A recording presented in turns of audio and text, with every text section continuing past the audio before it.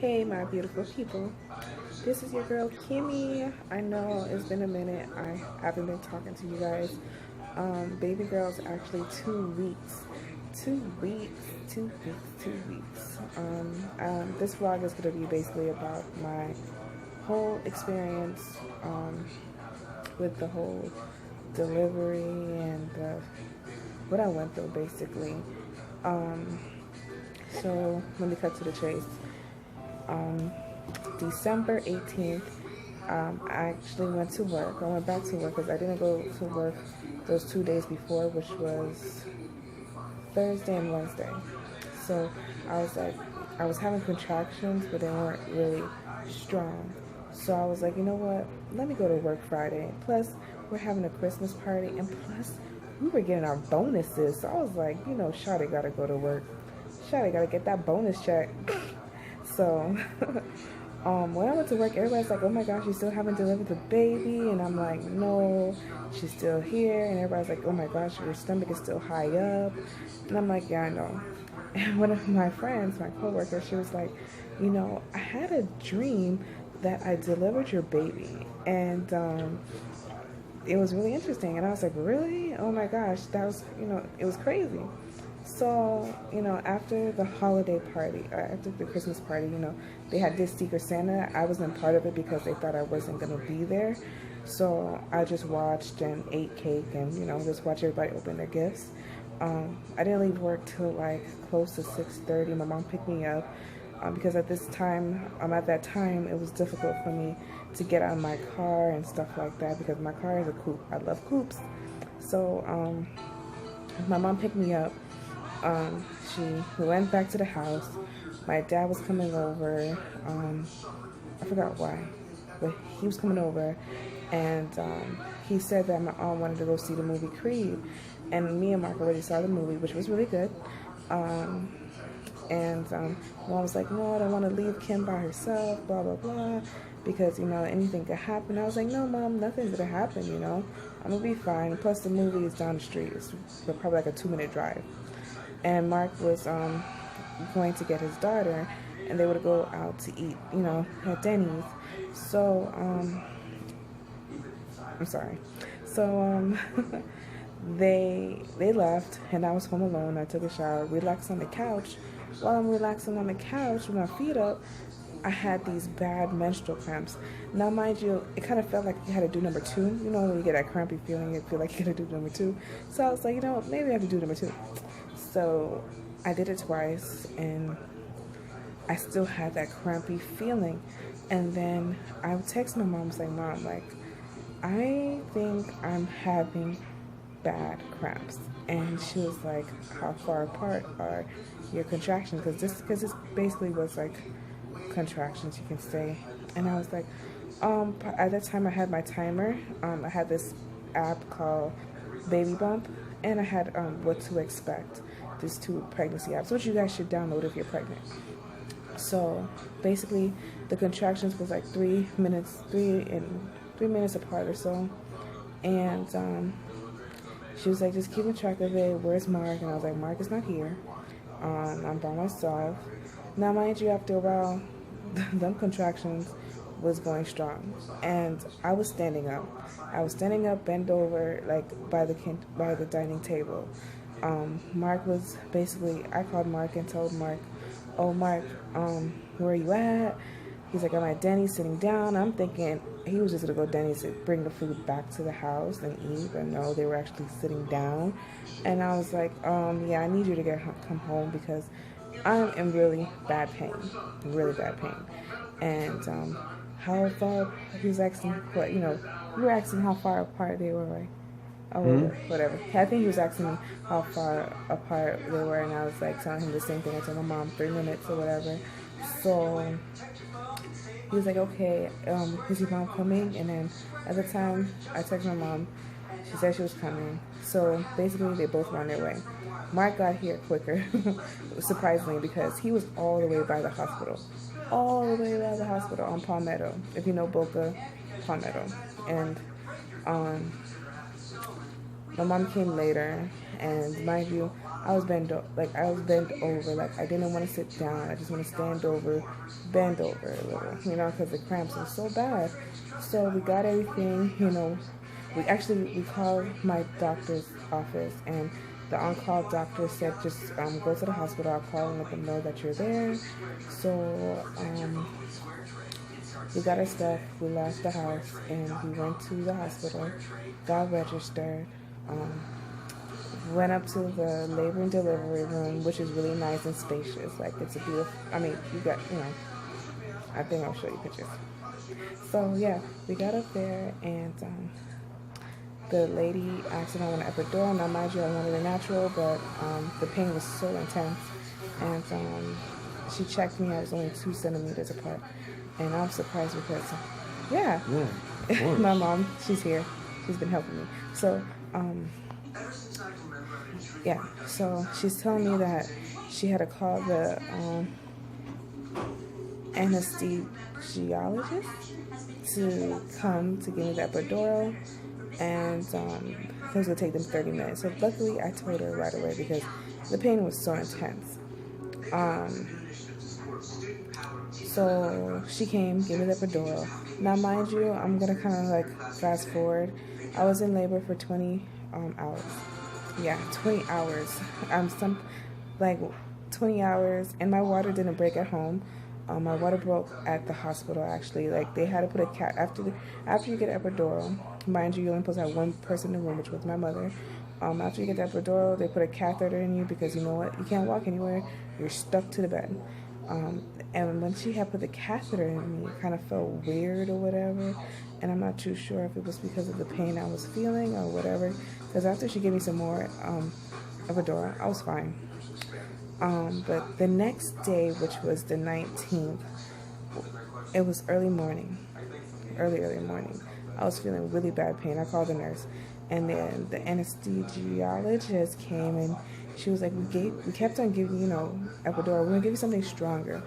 Now, the reason why I was feeling so much pain because I had a pressure going on, like, it was my butt, right?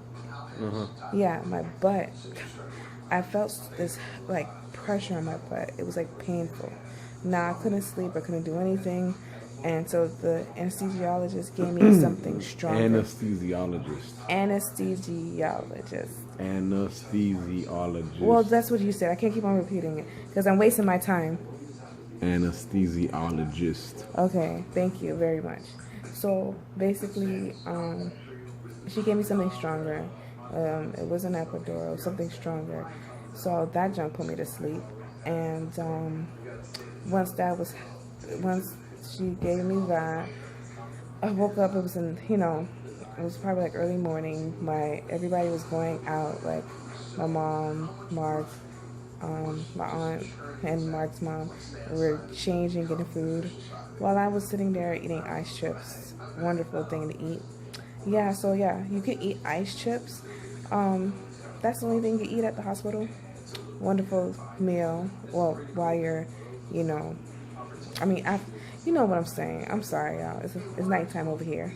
So basically, I felt the whole medication wore off, and I'm feeling that pain in my butt again. I'm telling you, this pain, is worse than lipo. That's what I'm going to tell you. Because if you ever had lipo done, which you know the pain of lipo, but this pain was so unbearable. Like, I felt like I was going to die. I tried eating ice chips to get it off my mind. I had Mark and my mom, and, feeding me ice chips. They were cooling me down. Now, sometimes I kind of got irritable because I had too many people in my face, So, okay, baby girl. Baby girl's sleeping. I talk too much. So, yeah. I was feeling the pain, and everybody was trying to cool me down. Mark was trying to tell me to breathe in, breathe out. And I'm like, that breathe in, breathe out crap don't work. He said, trying to think about something meditate or whatever, and I was, that kind of helped. But I was telling you, think about something else to take your mind off of it. yeah, and mind you, you try to for a minute, and it kind of works, but then again, the pain comes back. Like it's really hard. So at one point, I was calling for, you know, the nurse to come in to give me some more epidural because I was in so much pain.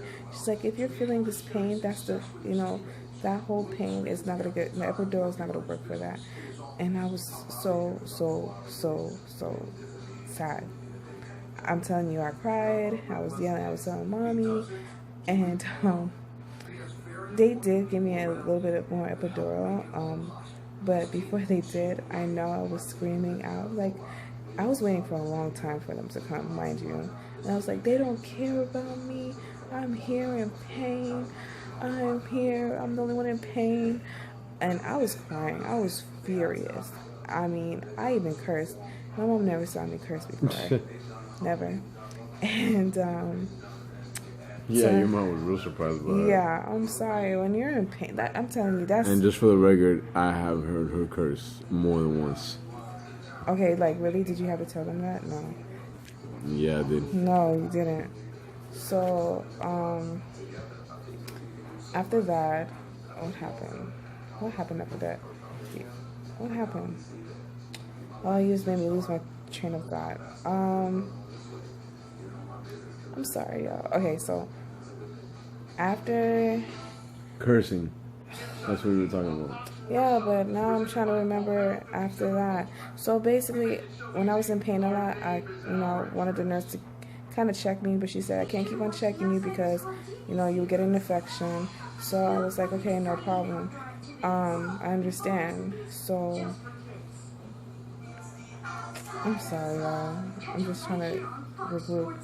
So after probably like a minute or so, I saw the doctor, and she had a medical student with her, and she was telling him things, what he needs to know or whatever, and he would ask me questions or whatever, how I feel. When she checked me last time, probably was like 8 centimeters. She was like, I'm gonna be back, and hopefully we'll deliver this baby. Mind you, I was in crucial pain. I felt like I was gonna die. I just wanted to cut in my belly and take her out my damn self. That's how bad it was. I'm telling you, like, I'm not sure if anybody tell you guys this, but if you're pregnant, just expect, well, you probably won't experience it because everybody's pregnancy is different. But like, some people told me that, your butt will hurt. But I thought when they say your butt will hurt, I thought they meant like after the fact. But they never told me during the fact and after the fact, So mind you, your butt is going to hurt during the fact of pregnancy and afterwards. So after a while, so she came back, and I was like, thank God. She checked me. She was like, you're only 9 centimeters, but we're going to do it. And I was like, thank God. Now, mind you, she actually, everybody could stay in the room, which was surprising because most hospitals, they don't let you have a lot of people stay in the room. So I had Mark and my mom hold my legs, and my aunt Dee, she took pictures because you can't record during the whole delivery. And basically it took me like 10 minutes to push her out. And it was not fast, but it felt like kind of forever, but then again it didn't. Everybody was motivating me, Mark, my mom, the doctor. It's very important that people motivate you, because if nobody's motivating you, you're going to feel like, oh my gosh, am I doing anything? But sometimes I felt like I wasn't doing anything. So it felt like a movie, like an out-of-body experience, because you had like all these lights shining on you. But yeah, so basically took me 10 minutes to push her out, and I couldn't have her right away because she had poop. I believe she had poop inside her, right? Okay, like, I forgot what they call it, but I think she had poop inside her, and they had to take her and clean her out first, and then give her to me. But I couldn't have her right away. Everybody else saw her before I did because they had to stitch me back up. And mind you, she had that medical student, so it took her a while to stitch me back up.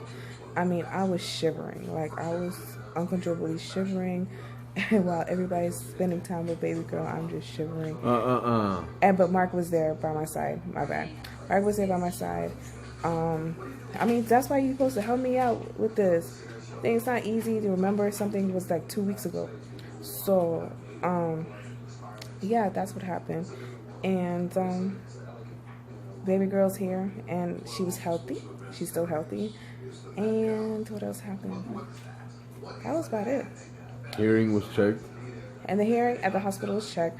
I stayed at the hospital basically for 2 days because I had her vaginal. The hearing was great, perfect. That's what we just said. No, you said they checked it. You didn't say what happened with the hearing. Okay, Mark. Well, that's why you're here. So that's about it. But I'll have another part 2 video of basically of dealing with a newborn, because it is a lot of work. Thank God my mom is here to help assist her out, because it is too much. I'm sorry for shaking the video because I have only one hand on the camera, one hand on baby girl. So I hope you guys enjoy this video. Please like and have a thumbs up. Oh my gosh, I'm sorry.